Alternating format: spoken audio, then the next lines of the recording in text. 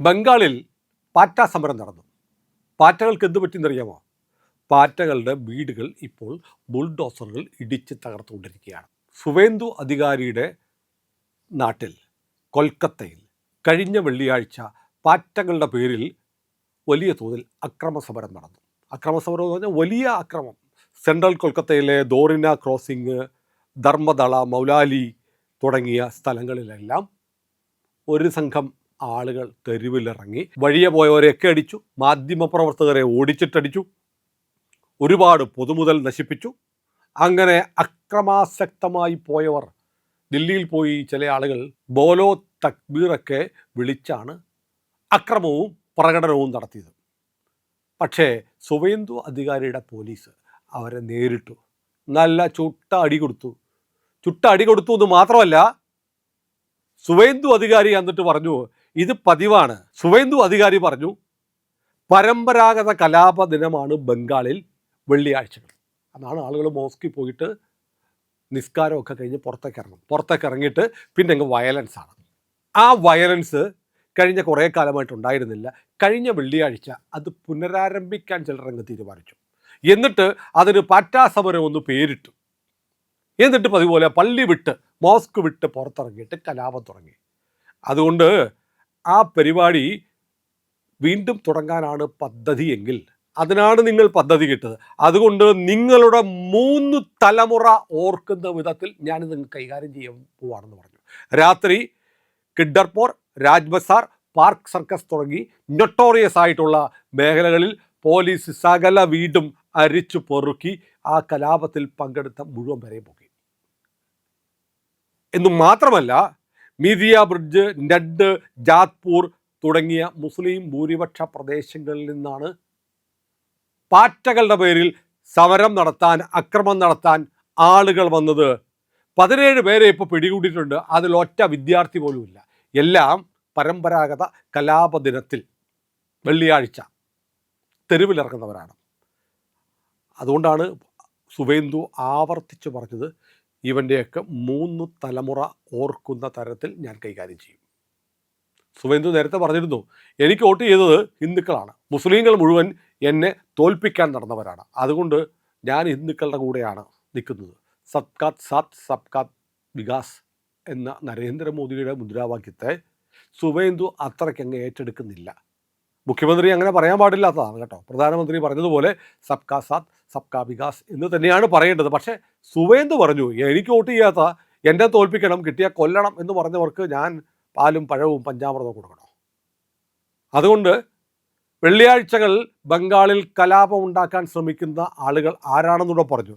ജമായത്ത് തീവ്രവാദികളാണ്, കഴിഞ്ഞ വെള്ളിയാഴ്ച പാറ്റകളാണ് എന്ന് പറഞ്ഞ് നീറ്റ് പരീക്ഷ ചോദ്യപേപ്പർ ചോർച്ച എന്ന് പറഞ്ഞ് ബംഗാളിൽ കൊൽക്കത്തയിലൊന്ന് ഇറങ്ങിയടക്കാൻ തീരുമാനിച്ചത്. കിട്ടിയല്ല, ചോദിച്ചു കൊടുത്തു, മുട്ടിലിഴഞ്ഞ് നടക്കുകയാണ്. എന്നിട്ട് ചില പെൺപിള്ളേർ ഈ തട്ടമൊക്കെ ഇട്ട് നടക്കുന്ന അവർ വന്നിട്ട് അമിത്ഷായുടെയും സുവേന്ദുവിൻ്റെയും പോസ്റ്റർ, ഫ്ലക്സ് ബോർഡ് വെച്ചിരിക്കുന്നിടത്ത് കാലുകൊണ്ട് തൊഴിക്കുന്ന വീഡിയോ പുറത്തു വന്നു. 2 മഹിളാരത്നങ്ങളും ഇപ്പോൾ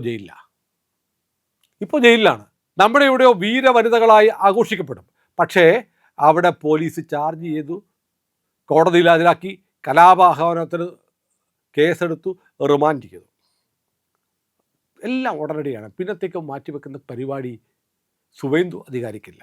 മാത്രമല്ല, west Bengal public safety and control of anti social atrocities എന്ന് പറഞ്ഞുള്ള നിയമമുണ്ട്, പുതിയ നിയമം 2026. അതായത് സുവേന്ദു അധികാരി വന്നതിന് ശേഷം പാസ്സാക്കിയ പുതിയ ഗുണ്ടാ നിയമം. അതുപ്രകാരം ചാർജ് ചെയ്താലുള്ള ഗുണം എന്താണെന്നറിയോ? നേരത്തെ ദില്ലി പോലീസ് കമ്മീഷണർക്ക് പാറ്റകളുടെ പേരിൽ അവിടെ അക്രമം നടത്തുന്നവരെ കൈകാര്യം ചെയ്യാൻ കേന്ദ്ര സർക്കാർ NSA അധികാരം കൊടുത്തിരുന്നു, നാഷണൽ സെക്യൂരിറ്റി ആക്ട്. അതുപ്രകാരം കമ്മീഷണർക്ക് അറസ്റ്റ് ചെയ്താൽ 12 മാസം വരെ ജയിലിലടയ്ക്കാം.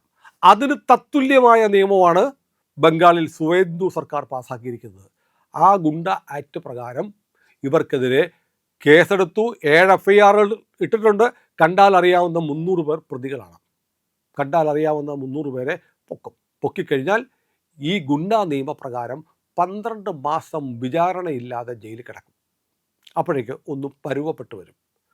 അപ്പോൾ സമരം കൈകാര്യം ചെയ്യാൻ സുവേന്ദു യോഗിയെപ്പോലെ അല്ലെങ്കിൽ ഹിമന്തയെപ്പോലെ തനിക്കും പറ്റും എന്ന് തെളിയിച്ചിരിക്കുകയാണ്. ഇപ്പോൾ യോഗിയും ഹിമന്തയും ചെയ്യുന്ന കാര്യങ്ങൾ കണ്ടുകൊണ്ടാണല്ലോ അതിനേക്കാൾ ഭീകരമായ ഈ ഒരു ഈക്കോ സിസ്റ്റം നിൽക്കുന്ന, ഇസ്ലാമിക ഇക്കോ സിസ്റ്റം നിൽക്കുന്ന ബംഗാളിൻ്റെ മുഖ്യമന്ത്രിയായിട്ട് സുവേന്ദു വന്നത്. സുവേന്ദു ഫസ്റ്റ് ഡേ മുതൽ, ഡേ 1 മുതൽ അണുവിട വ്യത്യാസമില്ലാതെ കൈകാര്യം ചെയ്യും. രാജ്യത്ത് കലാപം ഉണ്ടാക്കാൻ ശ്രമിച്ചാൽ, മതത്തിൻ്റെ പേരിൽ തെരുവിലിറങ്ങിയാൽ, അതിന് പുരോഗമനമെന്നോ SFI എന്നോ DYFI എന്നോ ISA എന്നോ CPIM എന്നോ പാറ്റ എന്നോ നിങ്ങൾ വിളിപ്പേരിട്ടിട്ടും നിങ്ങൾ ഇസ്ലാമിക കലാപത്തിനാണ് ശ്രമിക്കുന്നതെങ്കിൽ ഒരു ദാക്ഷിണ്യവുമില്ലാതെ കൈകാര്യം ചെയ്തിരിക്കുമെന്ന് സുവേന്ദു തെളിയിച്ചു. അപ്പോൾ ഇത് പറയുമ്പോൾ നമുക്ക് ദില്ലിയിലെ കാര്യം നോക്കണ്ടേ? ദില്ലിയിൽ പ്രധാനൻ്റെ രാജിക്ക് ശേഷം പാറ്റ സംഘം പഞ്ചനക്ഷത്ര ഹോട്ടലിൽ ആഘോഷമൊക്കെ നടത്തി സമാധാനത്തോടെ വീട്ടിൽ പോയില്ല. പക്ഷെ പോലീസ് അതിൻ്റെ പണി തുടങ്ങിയിട്ടുണ്ട്. പോലീസ് ഇപ്പം കണ്ടെത്തിയിരിക്കുന്നത് അവിടെ പങ്കെടുത്തവരിൽ ഏതാണ്ട് 10% മാത്രമാണ് വിദ്യാർത്ഥികൾ. ബാക്കിയുള്ള 90% ആളുകളും പുറത്തുനിന്ന് ഇറക്കുമതി ചെയ്യപ്പെട്ടവരാണ്.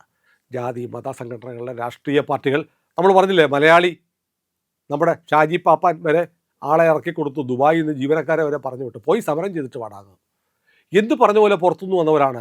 പ്രധാനമായും അക്രമം നടത്തിയ ആളുകളെ ഐഡൻറ്റിഫൈ ചെയ്തു. ദില്ലിയിൽ സീലംപൂർ, ആസാദ് നഗർ, ഓഖ്ല, ഷാഹിൻബാഗ്, ബറ്റാല ഗാർഡൻ തുടങ്ങിയ സ്ഥലങ്ങളിൽ നിന്ന് വന്നവരാണ് ഈ അക്രമങ്ങൾ നടത്തിയതെന്ന് കണ്ടെത്തിയിരിക്കുന്നു.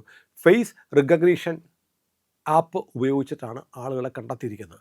ക്യാമറയിൽ പോലീസുകാരുടെ കണ്ണടയിൽ മെറ്റാ ഗ്ലാസ് ഉണ്ടായിരുന്നു, ഷോൾഡർ ക്യാമറകളുണ്ടായിരുന്നു, CCTVകളുണ്ടായിരുന്നു. കണ്ടില്ലേ, CCTVകളൊക്കെ അടിച്ച് പൊട്ടിക്കുന്ന വിഷ്വൽസ് വന്നിട്ടുണ്ട്.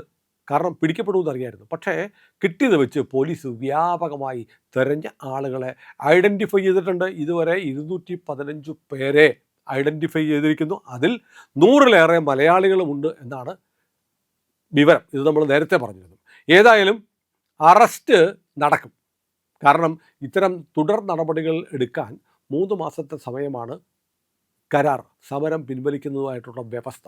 3 മാസം കഴിഞ്ഞേ ഇനിയുള്ളൂ ചർച്ച. അതിനിടയ്ക്ക് സമരത്തിൽ സമാധാനപരമായി സമരത്തിൽ പങ്കെടുത്ത ഒരാൾക്കെതിരെയും കേസുണ്ടാവില്ല. പക്ഷെ സമരത്തിൽ അക്രമം നടത്തിയവർ, അവർ വിദ്യാർത്ഥികളല്ല എന്നിരിക്കെ അവർക്ക് വേണ്ടി CJP വാദിക്കുമോ? ഇല്ല. പുറത്തുനിന്ന് വന്ന 60ഉം 70ഉം വയസ്സുള്ള ഗുണ്ടകൾ പോലീസ് വാഹനങ്ങൾ തകർക്കുന്ന വിഷ്വൽസ് ഉണ്ടെങ്കിൽ അവർക്ക് വേണ്ടി വാദിക്കാൻ ഒരു വിദ്യാർത്ഥിയും വരില്ല, വരാൻ പറ്റില്ല. അവർക്കെതിരെ നടപടിയെടുക്കും. ഇൻ്റർനെറ്റ് ഫ്രീഡം ഫൗണ്ടേഷൻ്റെ അപാർ ഗുപ്തയാണ് ടൂൾ കിറ്റ് ഉണ്ടാക്കിയത്. ബിറ്റാറ്റ്, ബ്രയാർ, ഡിസ്കോഡ് തുടങ്ങിയ ആപ്പ് വഴി നിങ്ങൾ മുഖം മൂടണം, നിങ്ങൾ ഡിജിറ്റൽ ഫുട് പ്രിൻറ്റുകൾ നശിപ്പിക്കണം, നിങ്ങൾ CCTV ക്യാമറകൾ തകർക്കണം എന്നൊക്കെ ടൂൾ കിറ്റ് അയച്ചു കൊടുത്തത് ഇൻ്റർനെറ്റ് ഫ്രീഡം ഫൗണ്ടേഷൻ്റെ അപാർ ഗുപ്തയാണ് എന്ന് പോലീസ് കണ്ടെത്തിയിട്ടുണ്ട്. അയാളെ അറസ്റ്റ് ചെയ്യാനുള്ള എല്ലാ സാധ്യതകളുമുണ്ട്. ഏതായാലും ദില്ലി പോലീസും വ്യാപകമായി നടപടികളിലേക്ക് നീങ്ങുകയാണ്. പലരെയും വീടുകളിൽ പോയിട്ട് ഈ പറഞ്ഞ വിദിയ ബ്രിഡ്ജ്, നഡ്, ജാത്പൂർ തുടങ്ങിയ മുസ്ലിം ഭൂരിപക്ഷ സ്ഥലങ്ങളിൽ നിന്ന് ദില്ലിയിൽ വന്ന് അക്രമം നടത്തിയ ആളുകളെ പൊക്കുന്നുണ്ട്, പിടിച്ചുകൊണ്ട് പോകുന്നുണ്ട്. അതിൻ്റെ വിഷ്വൽസും വന്നിട്ടുണ്ട്. എന്തായാലും സുവേന്ദു കൊൽക്കത്തയിൽ സമരം തുടങ്ങിയ അന്ന് തന്നെ അതിൻ്റെ പണിക്കുറ്റം തീർത്തിട്ടുണ്ട്. വെള്ളിയാഴ്ച കഴിഞ്ഞിട്ട് പിന്നെ ശനി ഞായർ സമരം പാറ്റകൾ പറന്നിട്ടില്ല, അടിച്ച് പൊട്ടിച്ച് തകർത്ത് കളഞ്ഞു. സത്യത്തിൽ വിദ്യാർത്ഥികൾ സമരം ചെയ്യട്ടെ, പക്ഷേ വിദ്യാർത്ഥികളുടെ മറവിൽ സാമൂഹ്യവിരുദ്ധർ, മോദി സർക്കാരിനെ വീഴ്ത്തണമെന്ന് ആഗ്രഹിക്കുന്നവർ, മതജീവികൾ കലാപത്തിനിറങ്ങിയാൽ മാതൃകഥ കൊൽക്കത്തയിലുണ്ട്. അടിച്ച് പൊട്ടിച്ച് പറപ്പിക്കും. ഏതായാലും സുവേന്ദുവിനോട് മുട്ടാൻ അത്ര എളുപ്പമല്ല. യോഗിയാണോ സുവേന്ദു ആണോ ഹിമന്തയാണോ മുന്നിലെന്നുള്ള ഒരു മത്സരം നമ്മുടെ രാജ്യത്ത് നടക്കുന്നുണ്ട് എന്നാണ് തോന്നുന്നത്. ഏതായാലും പ്രിയപ്പെട്ടവരെ, കൊൽക്കത്തയിൽ നടന്നത് നമ്മുടെ നാട്ടിൽ ആരും മിണ്ടിയിട്ടില്ല. അതുകൊണ്ട് ഞാൻ നിങ്ങളോട് പറയുന്നു, ഇങ്ങനെ ഒരു കാര്യമുണ്ട്.